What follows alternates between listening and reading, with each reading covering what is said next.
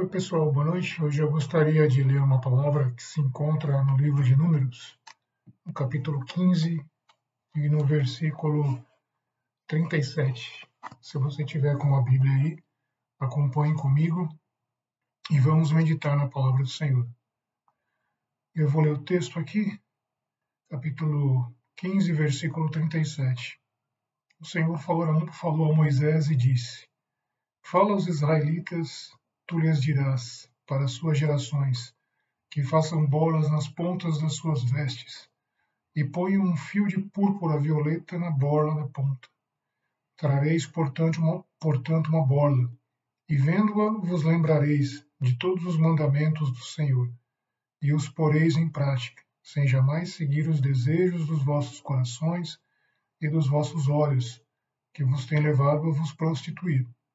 Assim vós vos lembrareis de todos os meus mandamentos, e os poreis em prática, e sereis consagrados ao vosso Deus. Eu sou o Senhor vosso Deus, que vos tirei da terra do Egito, a fim de ser vosso Deus, eu, Senhor, vosso Deus. Então, esse texto aqui está falando a respeito de uma ordenança, não foi um pedido, foi uma ordem que Deus deu através de Moisés, para que os israelitas eles usassem franjas na ponta das suas vestes. Nós sabemos que naquela época, tanto homens como mulheres, eles usavam túnicas, que pareciam vestidos, e eles estavam no deserto. E aí Deus ele pediu para que fosse colocada essas franjas nas pontas das vestes dos homens, para que quando os israelitas vissem aquelas franjas que ficavam na ponta dos vestidos, eles se lembrassem da lei de Deus, eles se lembrassem que eles eram um povo consagrado, que eles eram um povo diferente dos outros povos da antiguidade.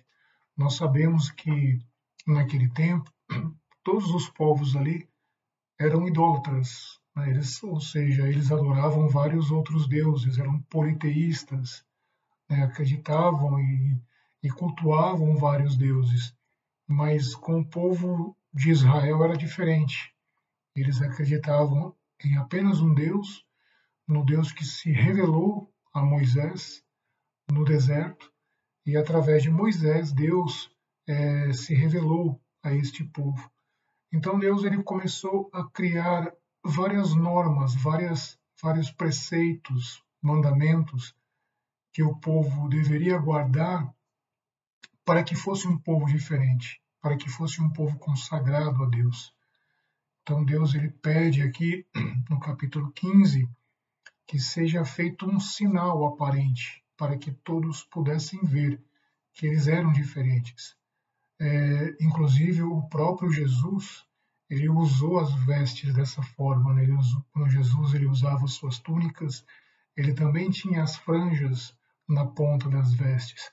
Inclusive aquele episódio da mulher que tinha um fluxo de sangue, e tinha gasto toda a sua renda com os médicos e não tinha conseguido a cura, quando ela descobriu que Jesus estava passando ali próximo da casa dela, da residência dela, ela, num ato de fé, ela já estava provavelmente enfraquecida, porque há muitos anos perdendo sangue diariamente. Imagine como essa mulher já não estava debilitada. Então ela se aproxima de Jesus e ela toca nas vestes, na orla, na borla, das vestes, que são as franjas que ficam na ponta das vestes. E ela toca naquelas vestes porque ela dizia consigo mesma: se eu apenas tocar nas vestes dele, eu ficarei curada. Esse texto depois você pode conferir, está lá em Mateus, capítulo 9, versículo 20. A mulher com o fluxo de sangue. E ela foi curada quando ela teve esse ato de fé.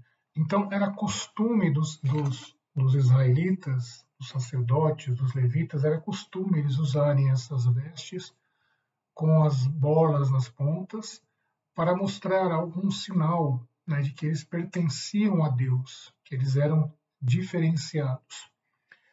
Antes dessa ocasião, antes desse texto que a gente leu lá em Números capítulo 15, o povo havia acabado de espiar a terra prometida. O povo já estava no deserto por volta de 2 anos, né? Porque quando eles saíram do Egito até a terra prometida, eles levaram por volta de 2 anos para chegar até a terra prometida, né? Porque eles paravam pelo caminho, eles estavam com um tabernáculo ali, aonde Deus descia e se revelava a Moisés e trazia os preceitos e os mandamentos. Então esse tabernáculo era muito grande, eles precisavam montar e depois desarmar. Imagina, tinha os utensílios que somente os levitas poderiam carregar. O próprio tabernáculo, somente os sacerdotes poderiam colocar a mão, poderiam desarmar. Então, esse processo era um processo um pouco lento. Imagina uma grande multidão vivendo no deserto, aproximadamente, segundo alguns estudiosos, era por volta de 1 milhão de pessoas que saiu do Egito e estavam ali no deserto, vivendo, né, diante de Deus. E o próprio Deus falou que eles iriam estar ali no deserto para adorá-lo, né, para conhecê-lo. Deus iria se manifestar a eles ali no deserto.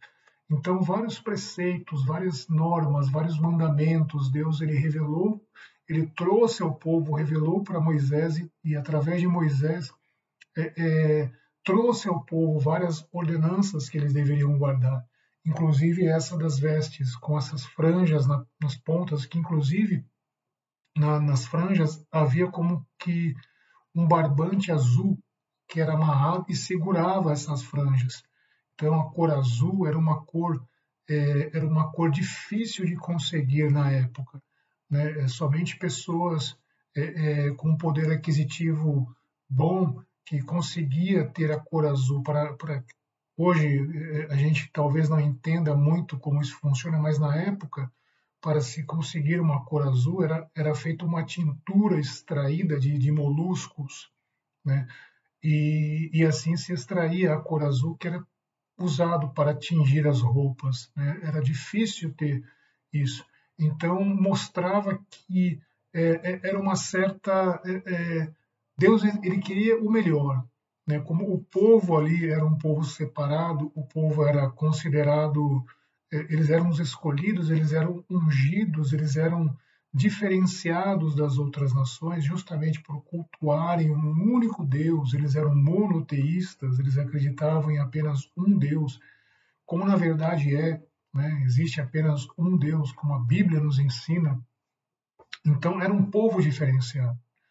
Pedro fala que nós que acreditamos em Cristo, nós somos raça eleita, nós somos sacerdócio real, nós somos pessoas diferenciadas em que sentido? Porque nós fomos predestinados para a salvação.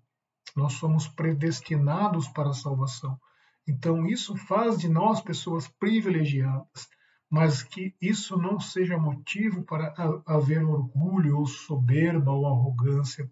Não, porque isso partiu de Deus, pela misericórdia de Deus, não foi pelos nossos esforços, não foi pela nossa capacidade, não foi pela nossa inteligência que nós alcançamos a Deus, não.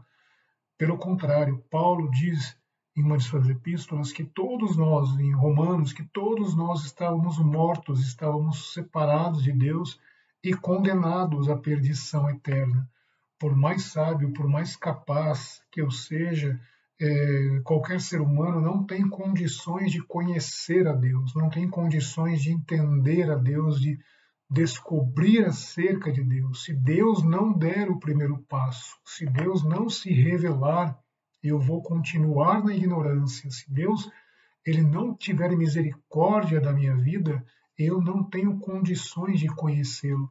Então, como Jesus também dizia para os seus discípulos, para os apóstolos, ele diz que não foram vocês que me amaram, mas eu é que vos amei e vos escolhi e vos nomeei, ou seja, vos dei um nome, né? Então não parte do homem a salvação, isso parte de Deus, né? Porque o homem ele não tem condições de alcançar a Deus. E aqui este povo, Deus traz essa ordenança, que imagina a situação. O povo estava no deserto, aproximadamente 1 milhão de pessoas. E o deserto é quente, né? Muito quente, principalmente durante o dia. Então, muitas das vezes, aquelas pessoas ali, elas usavam vestes assim que não eram muito apropriadas, né? Não eram muito apropriadas. Se a gente lê novamente aqui no texto, capítulo 15, do versículo 40, vamos ler do versículo 39, trareis, portanto, uma borla, né, ou uma franja, em outras versões, orla, e vendo-a, vos lembrareis de todos os mandamentos do Senhor, e os poreis em prática. Então, não é só conhecer os mandamentos, não é só saber quais são os mandamentos, mas colocar em prática, praticar aquilo que a gente conhece, porque tem muitas pessoas que conhecem, que são conhecedoras da palavra de Deus, mas elas não praticam. Elas apenas elas têm um vasto conhecimento bíblico, né? Hoje tem muitas pessoas que têm um vasto conhecimento bíblico, mas não põem em prática esse conhecimento. Então, não adianta só conhecer, tem que praticar. E aí depois fala, sem jamais seguir os desejos dos vossos corações e dos vossos olhos, que vos têm levado a vos prostituir. Então, o que estava acontecendo ali? Deus, ele sonda os corações. Deus, ele sabe os nossos pensamentos. Ele sabe o que a gente está pensando. Então, Deus estava vendo aquele povo todo ali no deserto, aproximadamente 1 milhão de pessoas, e eles estavam se prostituindo. Mas como assim? Eles estavam se prostituindo ali entre eles de maneira literal? Não, mas os pensamentos deles estavam. Então, o próprio Jesus falou sobre isso. Ele falou: se você apenas olhar para uma mulher com intenção impura, você já praticou adultério. Então era isso que estava acontecendo.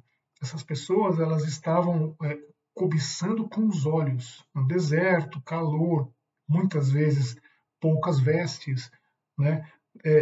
O povo não estava tendo ali cuidado com os olhos, né? Então os pensamentos estavam ali correndo à solto, eles não tinham controle, né? Era um povo numeroso, eram muitas pessoas, muitas vezes eles faziam ali as suas higienes ali próximo das outras pessoas e não estavam tendo cuidado, né? Então estava acontecendo adultério e prostituição em pensamento. Eles estavam cobiçando em pensamento. E Deus, ele conhece os nossos pensamentos. Deus, ele conhece as nossas intenções, o nosso coração. E aí Deus, ele começou a observar aquele povo, viu os pensamentos que estavam impuros daquele povo. Eles estavam se esquecendo da lei, né? Eles precisavam de algo ali para ver, para que a atenção deles fosse chamada para outra coisa.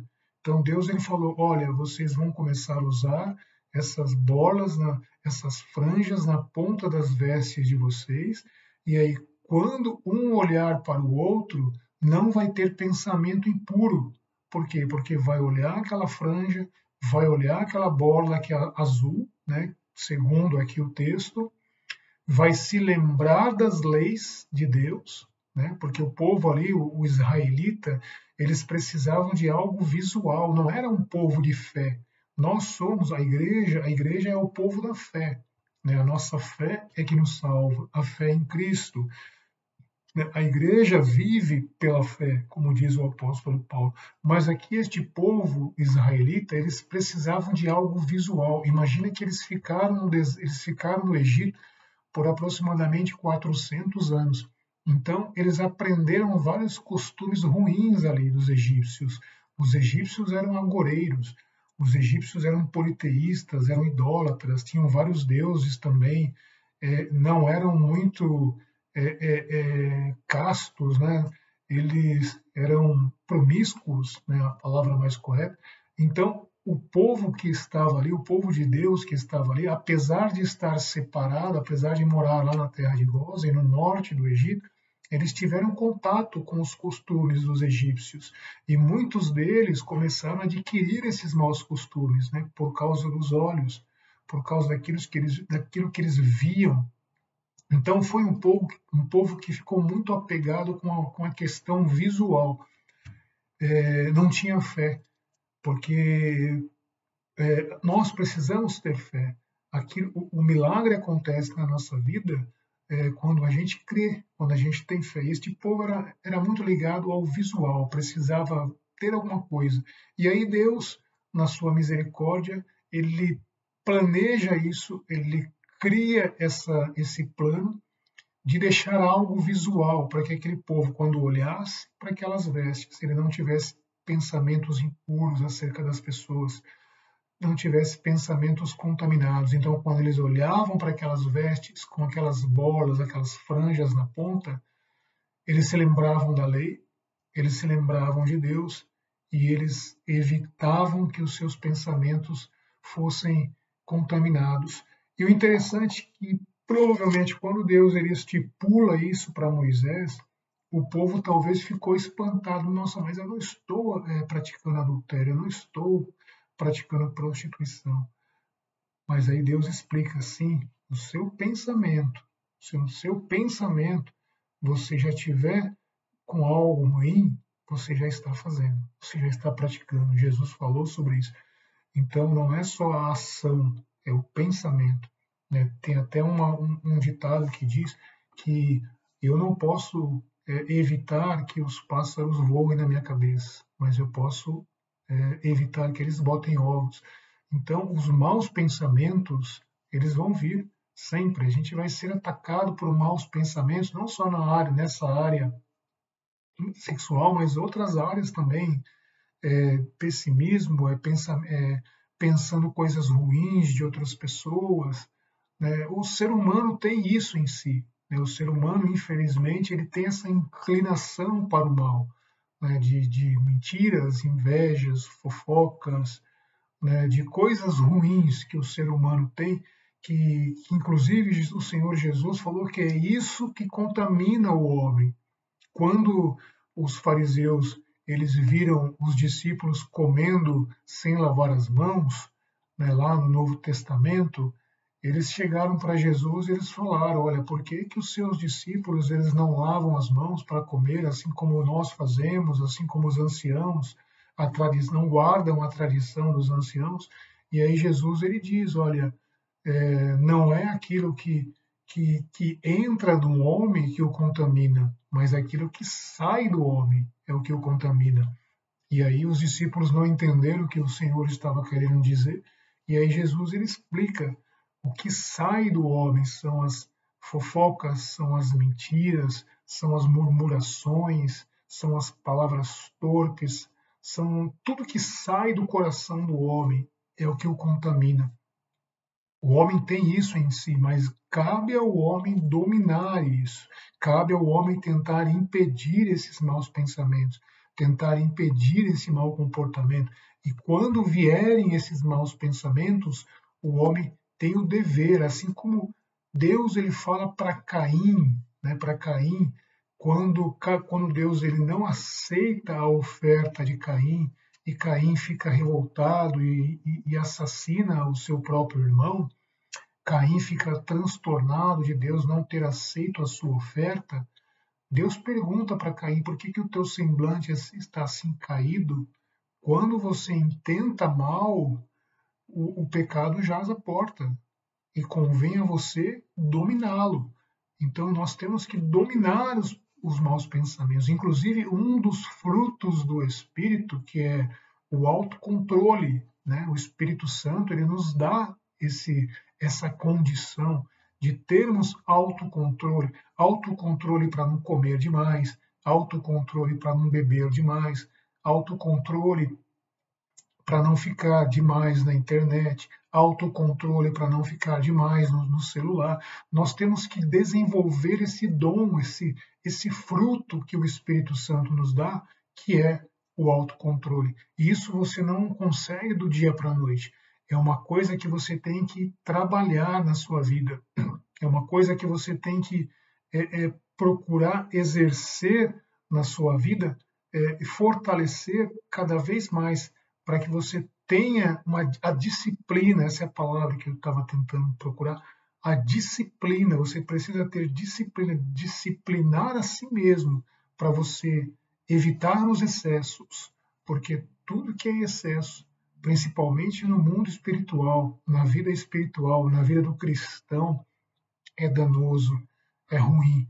Então, toda a nossa vida ela tem que ser regrada, nós temos que desenvolver esse fruto do Espírito nas nossas vidas, que é o autocontrole.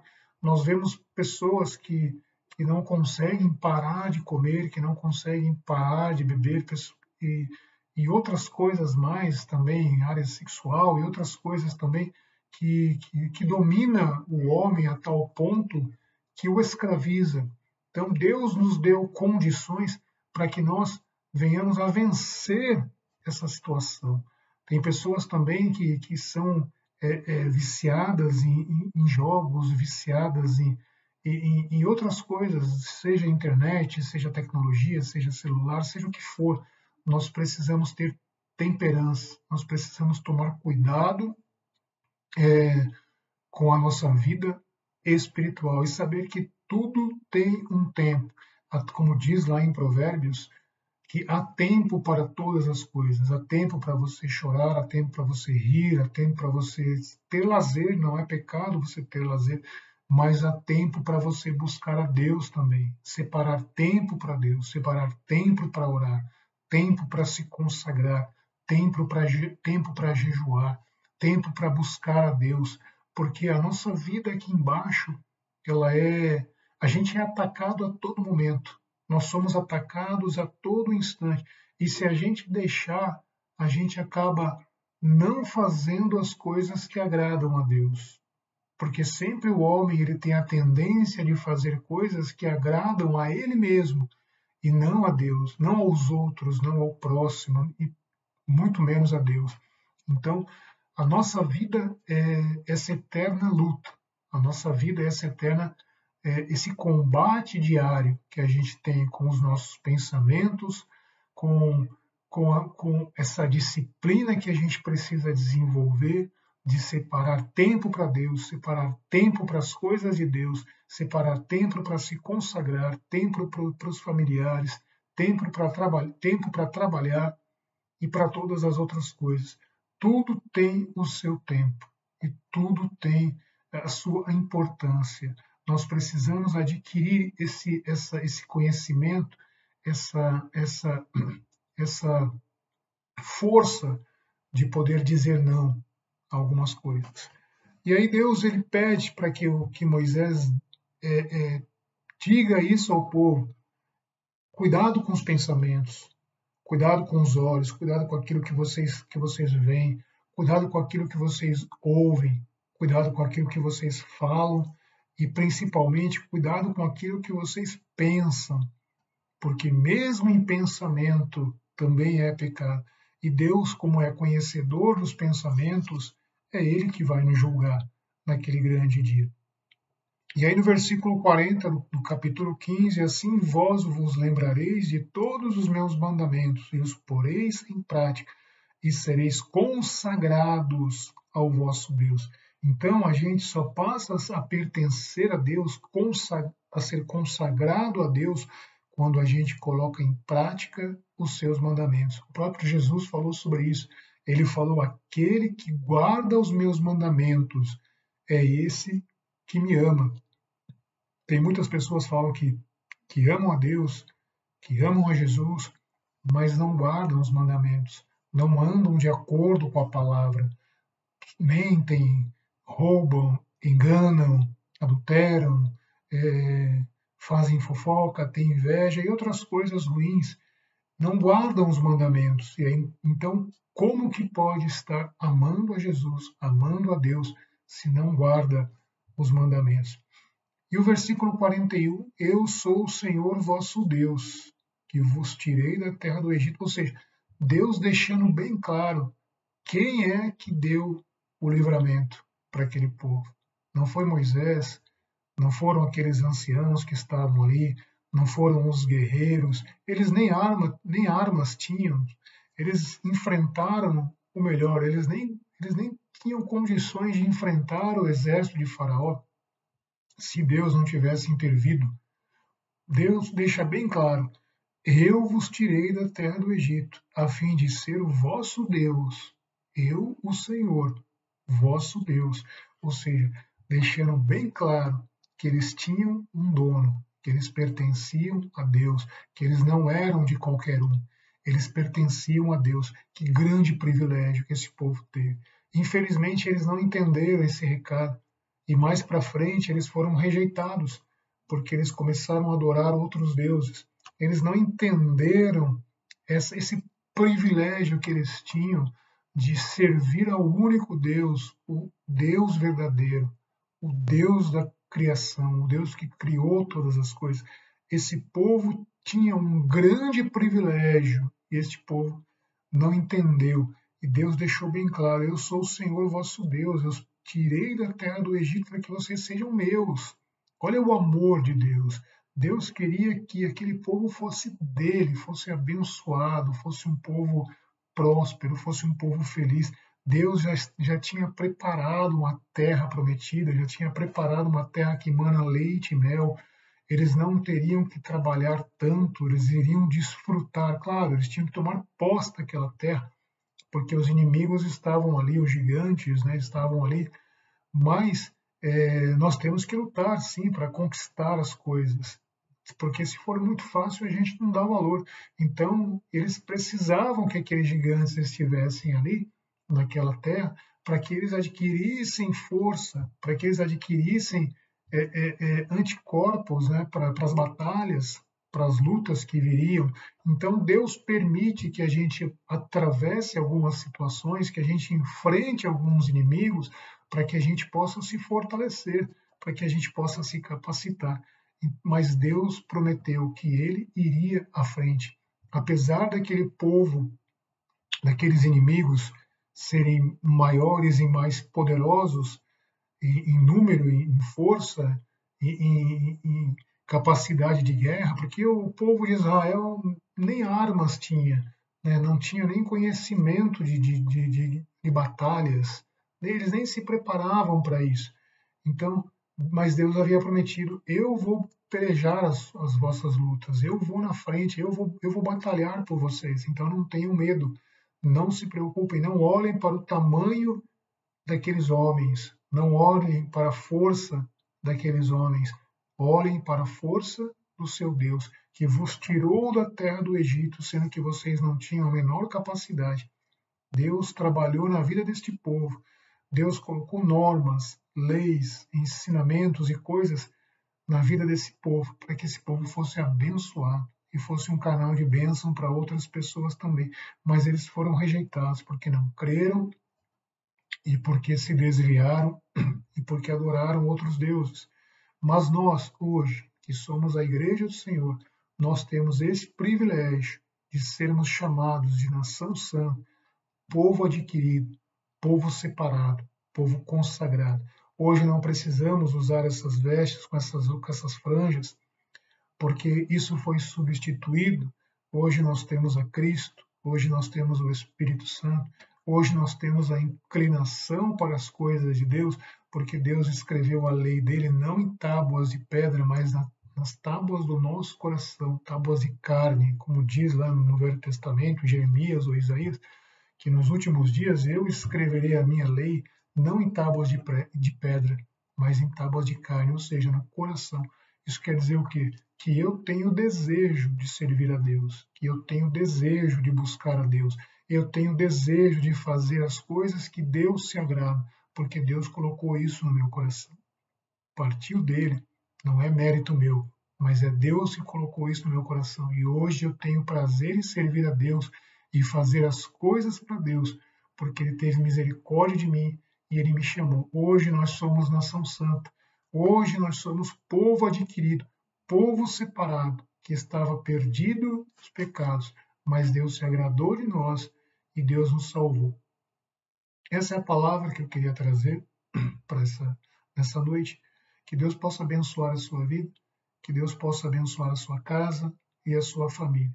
E lembre-se, procure conhecer a palavra de Deus. Procure ler a palavra de Deus, porque ela vai transformar a sua história.